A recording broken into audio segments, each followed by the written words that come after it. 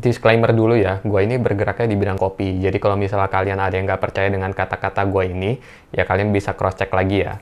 Jadi di konten dokter yang gue stitch ini, itu tuh bilang kalau misalnya kalian ada alergi shellfish ya, shellfish itu kayak kerang-kerangan. Jadi kalian tuh ada kemungkinan juga alergi terhadap kecoa. Dan kalau kalian alergi terhadap keduanya itu, kemungkinan kalian bisa juga alergi terhadap pre-ground coffee. Pre-ground coffee itu apa? Kopi bubuk ya, kopi yang pada saat dikemas itu tuh dalam keadaan udah jadi bubuk gitu, bukan dalam bentuk biji kopi. Kenapa bisa begitu? Nah, karena ini biasanya terjadi di pabrikan-pabrikan gede ya. Gue bukannya lagi mau ngomongin pelaku industri gue atau misalnya kompetitor. Nggak ya, nggak ada sama sekali. Jadi kalau kalian lihat kan konten gue tuh kebanyakan tentang kesehatan. Dan mau nggak mau, kalau misalnya ada sesuatu yang kelihatannya kurang baik di industri gue sendiri pun gue harus bisa mengakui ya. Walaupun ini sebenarnya datanya sih di luar negeri. Tapi tidak menutup kemungkinan bisa terjadi juga di tempat kita.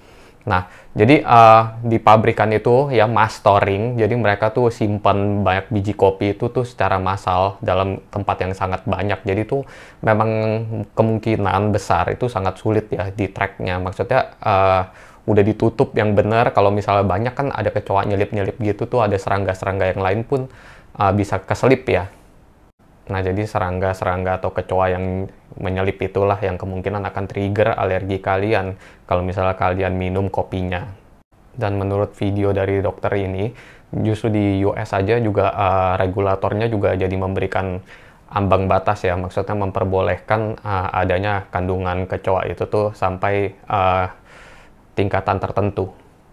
Nah, tentunya hal ini tuh membuat gue bersyukur ya, karena ketika gue evaluasi sebenarnya produksi gue itu kebanyakan masih roast to order, dan kalau misalnya mau di pre-ground itu tuh langsung dalam batch yang kecil-kecil, jadi kita tuh bisa kontrol ya biji-biji kopi kita semuanya.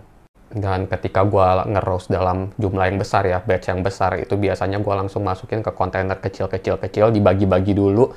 Jadi, dan itu dimasukin ke dalam airtight container ya, jadi kedap udara. Jadi ketika itu mau digiling, baru dibuka ya satu-satu wadah yang kecil-kecil itu. Nah, itu tuh sangat meminimalisir adanya kontaminasi.